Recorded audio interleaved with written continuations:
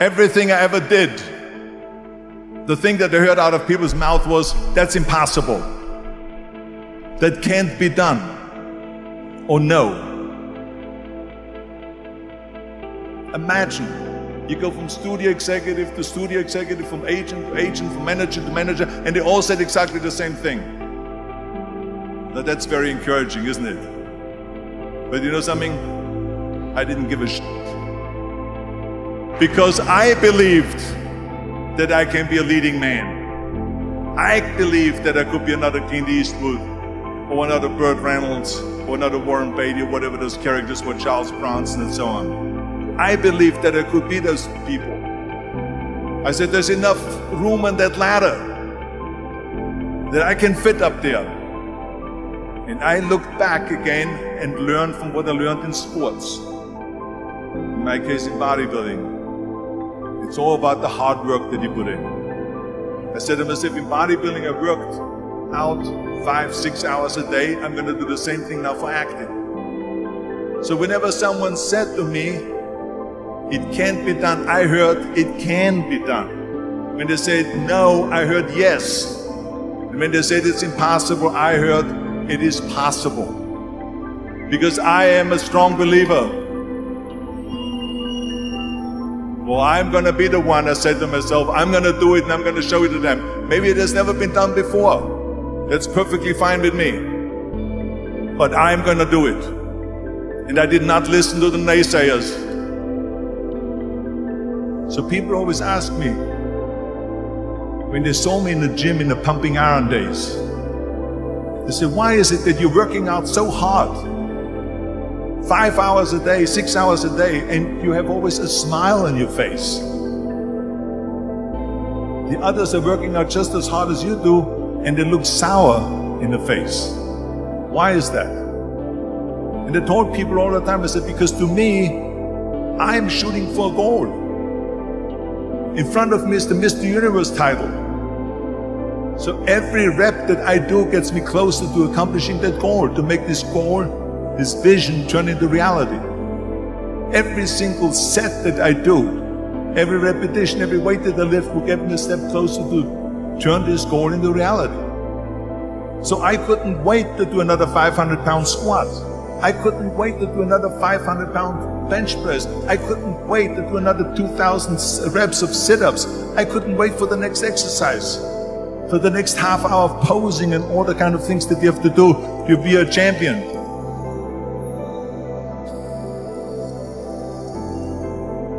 The very body that they said can never be sold because the time is wrong. A few years later, I'm doing Conan the Barbarian, and it was the #1 hit at the box office when it came out in the summer of '82.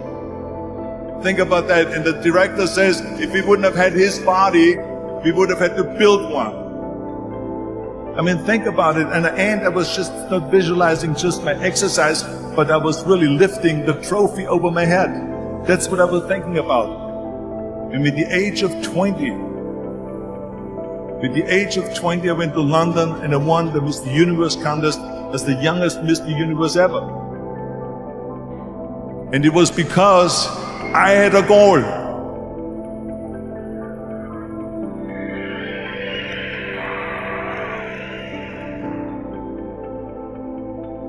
Because I believed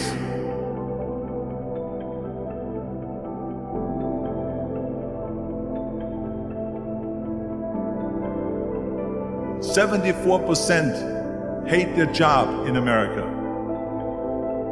Now, this is not much different when you come to Europe. The majority of people don't like what they're doing because they're really not doing it because they didn't have a goal and they followed this goal. They just aimlessly drift around, and then all of a sudden there's a job opening, so they get that job because you have to work. But then when you work, it's a chore. It's work. It's not fun. So if you think about, only a quarter of the people really enjoy what they're doing in life. That is unbelievable if you think about it. So I felt so blessed that I knew what I was doing. It's like a medical student that studies and knows he wants to become a doctor. You know where to go. So I knew where to go. You see, if you don't have a vision of where you go, and if you don't have a goal where you go, you drift around and you never end up anywhere. It's like you can have the best ship in the world, you can have the best airplane in the world. If the pilot or the captain doesn't know where to go, it would just drift around. It would not end up anywhere, or most likely in the wrong place.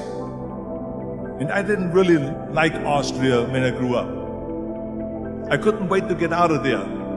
I couldn't see myself becoming a farmer or a worker in a factory or anything like that. Even though my parents wanted me to stay there and have a normal life. But that was their vision, not mine. My vision was totally different. I felt that I was born for something special, for something unique, for something big. Do you know how great it felt that I knew where I was going? Imagine the majority of people don't know where they're going.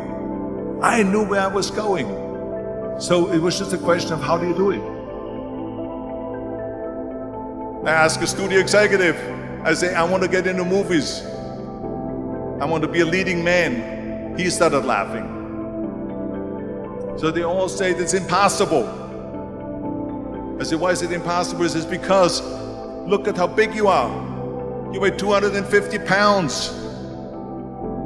And then they told me, this, and your accent, even if you reduce all your body weight and everything and have a normal body, your accent. He says, no one in Hollywood ever has become a leading man that had an accent. Doesn't happen.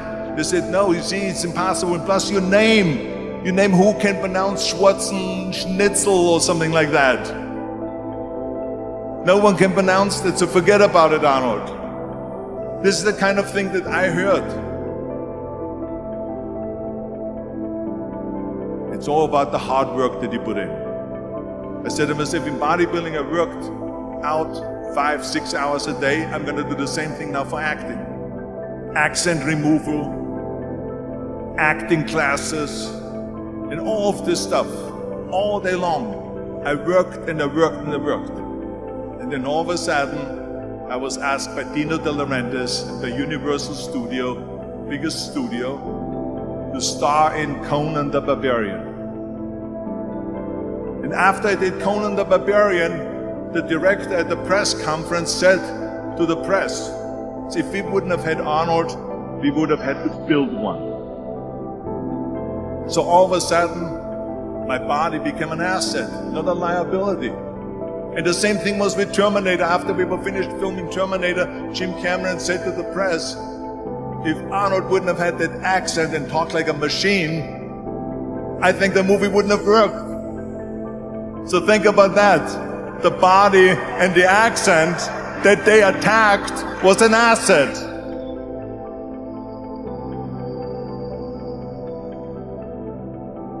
But I didn't listen to those losers.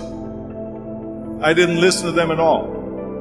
Because that's exactly the way it was in politics again, when everyone said no, no, no, and it can't be done. And I became governor of California, and this is with everything like that. This is the reality of it, is that you cannot listen to the naysayers. So this is a very important lesson for all of you. So when someone says, no, this is a stupid idea, you in your mind, you don't have to say it, but in your mind just say this of you. What do you know?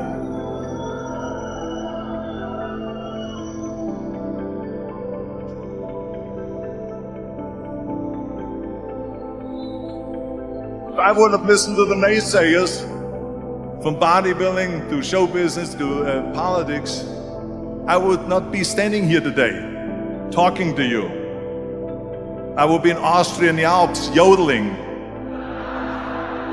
That's right. I would be in Austria, still left, yodeling. That's what I will be doing, exactly. So this is why I say don't listen to the naysayers.